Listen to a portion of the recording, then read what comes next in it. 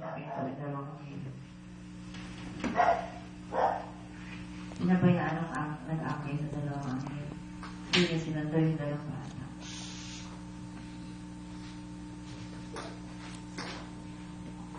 Bakit ganito lang ako alumanay magsalita? Eh nga, ibigay na sa inyo eh. Ha?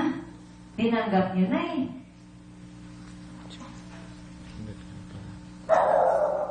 Dapat kayo naman na magbigay. Tumanggap na kayo, di ba? Praise the Lord, amen!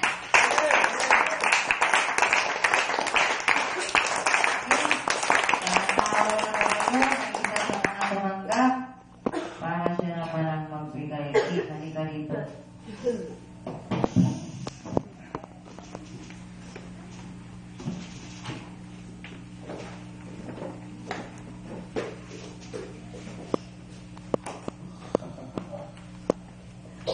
Hello, magandang umaga sa inyo lahat.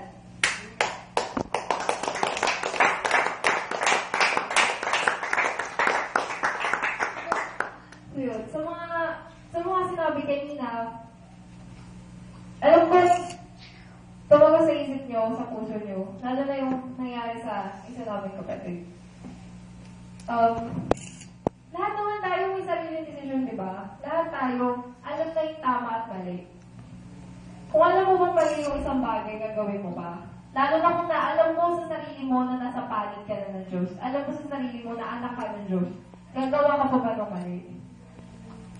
Hindi na. So, yun, yung mga bagay na karaniwang ginagawa ng mga tao nasa mundo pa, Huwag na natin gawin. Huwag na tayong magpahatak sa kanila. Huwag na tayong makihalubilo sa kanila kasi inaayos tayo eh. Kung makikihalubilo tayo sa kanila, anong mangyayari sa atin? Dalawa lang yan. Ikaw ang mahatak, palabas ulit dito sa church, o ikaw ang humatak sa kanila, papasok dito sa church. Mas maganda kung ikaw ang mahatak sa kanila, papasok dito. Kasi, alam mo sa sarili mo na hindi lang ikaw yung mababago. Pati yung mga kaibigan mo, hindi mo mas masarap yun. Ito yun yung goal natin, yung dumami tayo. Lahat ng mga kaibigan natin sa labas, lahat ng mga kilala natin sa labas, pumasok natin dito. So yun, naniniwala ko na si Yahweh, hindi talaga siya umalis. Alam ko, nandito siya sa gitna natin, nakikita din niya tayo kung ano yung mga ginagawa natin.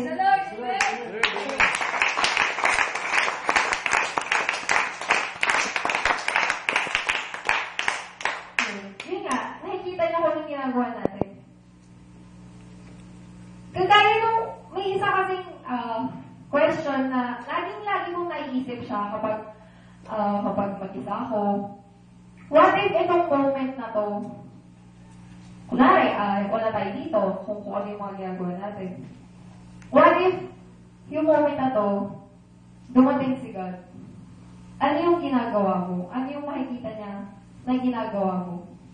Di ba mas maganda kung ang ginagawa mo, makikita niya na para sa kanya, para kay Yahweh.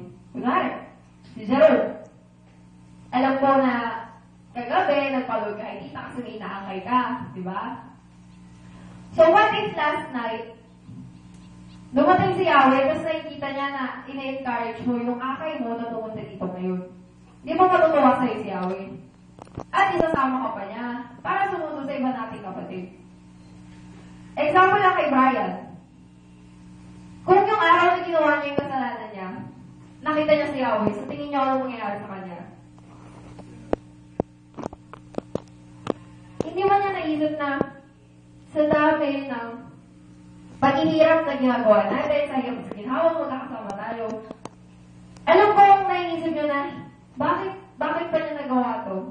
Itong bagay na to, kung alam sa sarili niya, na matatanggal siya dito. Aral sa ating lahat to eh. Yung mga alanganin dyan, yung alam nyo sa sarili nyo na hindi kayo stable sa harap ni Yahweh. Ano bang hinihintay nyo, Pasko? Hinihintay nyo pa na ma-reach na natin yung 400 persons bago kayo mabago. Eh, paano tayo makaka-reach sa 400 persons na yun kung mismo yung mga aakayin natin 400 na yun, hindi nila makita sa atin na nagbago na tayo? Paano sila maniniwala sa atin na dala natin mismo ang Diyos, ang buhay na Diyos dito sa church natin, kung gano'n yung pinapakita natin sa kanila? Diba? So, ngayon, isa tong blessing kasi, ilang araw nang malakas ang ulan. Ngayon, hindi na ganun kasama yung panahon. Nandito pa rin tayo. Lord, amen.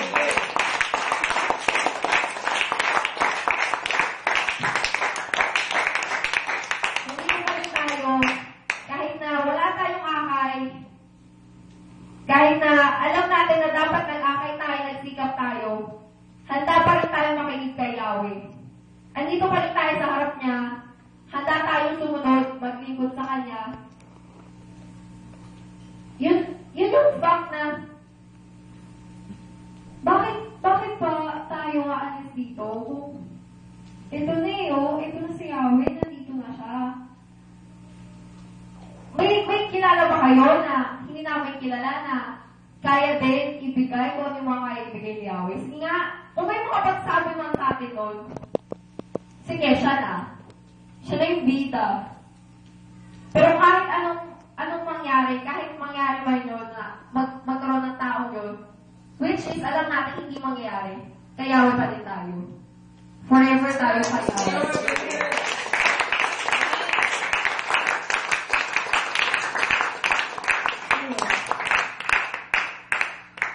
Sa mga verses na binabasa natin, sa mga nakapost dito, lalo na yung maglalaban sa pagtalikod. Kung ako sa inyo yan, ako sa inyo, babasahin ko yan lagi. Kasi dyan yung malalaman kung ano yung patutunguhan ng buhay mo kapag tumalikod ka dito. Gaya ng sinabi ni Nita, isa ako sa may magulang na kontra talaga dito.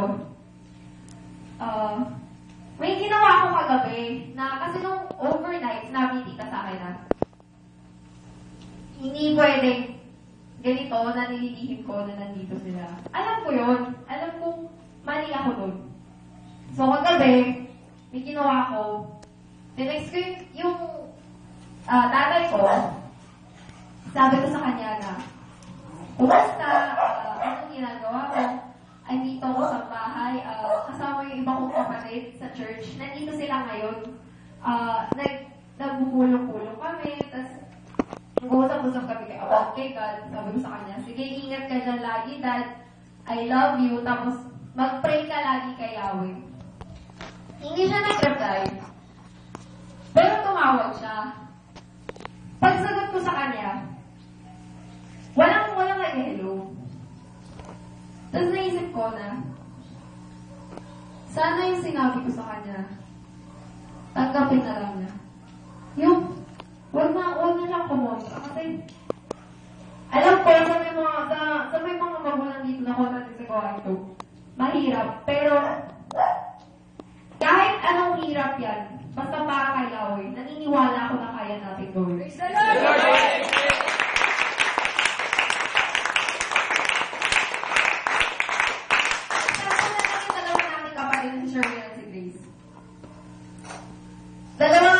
Dalawang tatay ng isa natin sa kapatid, ng dalawa nating kapatid dito sa church, nawala na.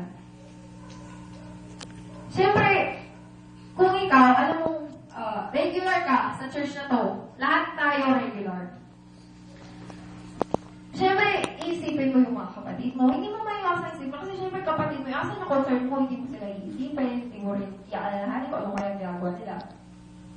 So, yung sitwasyon nila, para sa pamilya ni Grace at ni Sherwin, hindi ba nila naisip na nangyari na yung patotoo ni Yahweh sa buhay nila, sa pamilya nila? Hindi pa ba sila maniniwala? Ano bang gusto nila mangyari? Maubos yung lahi nila, lahat nila? Kaya naniniwala ako na may time na, alam ko kasi kasi, dala natin si Yahweh, so, walang imposible sa atin. Tama? Walang dahilan para mag-isip tayo ng negative, ganyan. Naniniwala ko na, darating yung araw na, bawat pamilya natin, bawat membro ng pamilya natin, sa lahat natin, sila din yung bubuo. Sila, magiging member din sila dun sa 400 persons na target natin. Praise the Lord! Amen!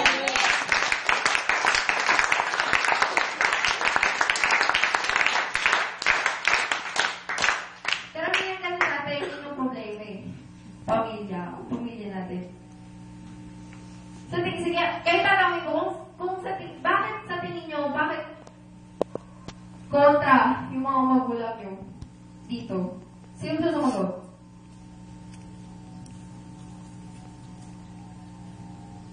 Bernard. Sa akin ano. Kasi, sa tingin ko ano. Kaya sila ano. Kasi, sa tingin ko yung iba na hindi nila napapakita yung pagmamahal. Pero, yun, ginagawa natin ng parang para mapakita natin na totoo yung dala natin na kasama natin si God na nagmamahal sa kanila. Praise the Lord. Amen.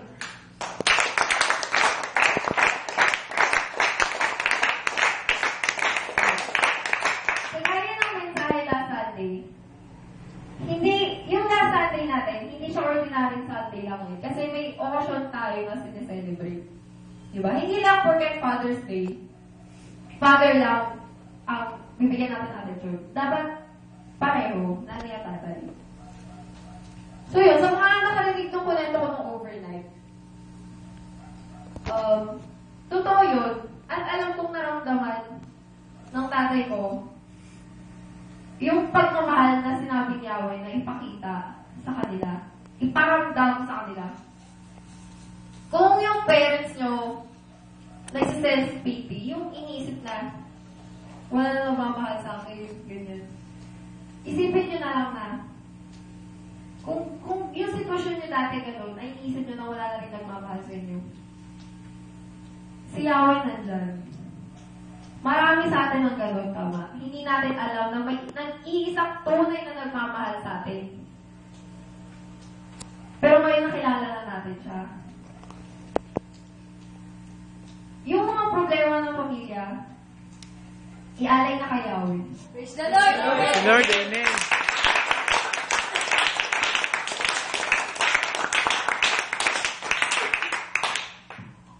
So, ako alam ko na, inaamin ko na marami akong pagkukulang. Gusto kong lumago pa lalo. Lahat naman tayo gusto yun eh. Sino yung lumago lang na mapakita mo sa lahat, gusto mo nang gawin lahat ng paraan para masabi sa paligid mo, sa buong mundo, na buhay ang Diyos na kasama natin. Nakatanim dito sa puso natin. At yung mga tao nagsasabi na, oo, nandito ang Diyos sa puso natin. Nasaan yung gawa? Nasaan yung gawa nila na kilala ko ang Diyos, nananampalataya ako sa Kanya, nagdadasal ako lagi. Kailangan ba sa dasal na lang lagi? Kailangan ba lahat na lang iaasa natin sa Kanya? Paano naman tayo? Kung aasa tayo sa Kanya, at wala naman tayong kasamang gawa, ano mangyayari sa atin? Nganga tayo. Kasi, naniniwala ako na alam natin lahat na ang pag-asa sa Diyos may kasamang gawa. Tama? Praise the Lord! Amen!